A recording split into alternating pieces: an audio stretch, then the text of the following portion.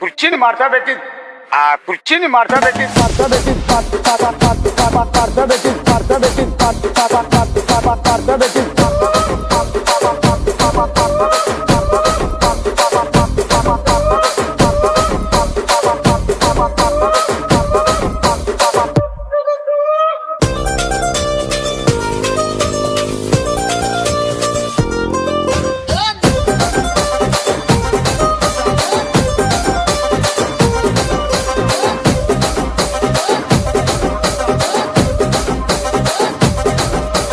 దానికేమో మరి దానికేమో మేకలిస్తివి, మరి నాకేమో సన్న బియ్యం నువ్వు కలిస్తివి.